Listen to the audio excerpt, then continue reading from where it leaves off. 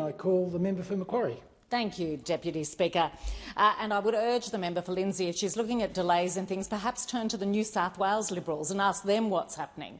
Because let's remember that so much of our funding goes to that state government. And, gee, I'm hoping that Saturday we get a new state government in New South Wales, a Labor state government, who'll be able to deliver on the things that people expect. Because in Greater Western Sydney, our infrastructure has been long neglected by state and federal Liberals, but under the Albanese government there's real money to get these key projects going.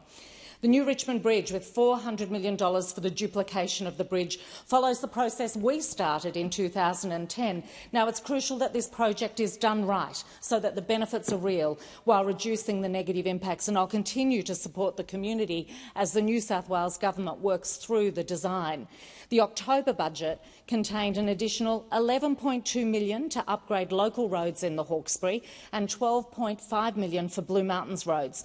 Now, this nearly $25 million package will be delivered through councils, and I look forward to working closely with them as they now proceed to do the road works.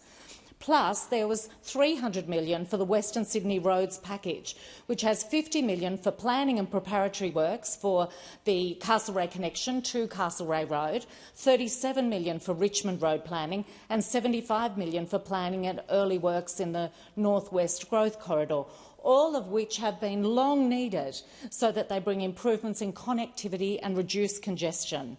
There's a myriad of smaller projects through programs such as Roads to Recovery and Black Spots funding, but we're also moving on those longer-term big projects with making high-speed rail a priority. And we've already passed the legislation to establish the High Speed Rail Authority, and the speed rail connections between Sydney, the Central Coast and Newcastle are moving closer to reality via a $500 million investment to start corridor acquisition, planning and early works, all the stuff that has to happen to actually make these things land on the ground. The former government made promises without ever thinking about how to deliver them, often not even talking to the state or territory governments that they'd later rely on to partner with. And for years they pretended money was in the budget for zombie projects. Ridiculous.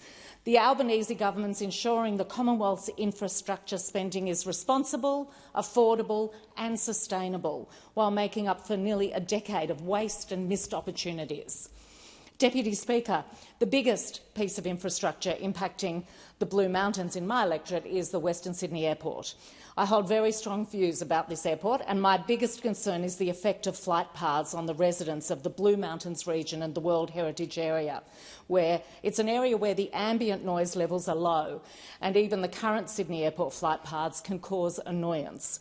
By the middle of the year, we will get to see the planned flight paths, and I want to acknowledge the Minister for Infrastructure for being open about the planning process and recognising the strength of feeling on this, including from my constituents.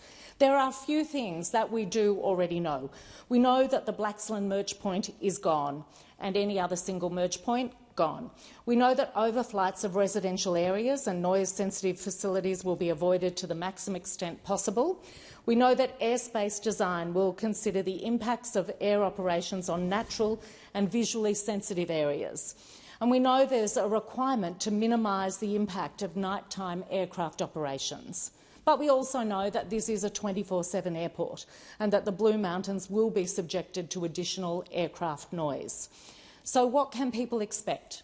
Well, when the preliminary flight path design is released, it'll have a noise tool that will allow you to put in an address and see what the likely impact will be.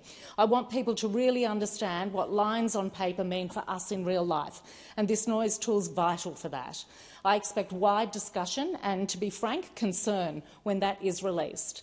After that, there'll be the formal EIS process specifically for the flight paths, which will contain additional detailed studies and information and which people will have a chance to put in a formal submission to.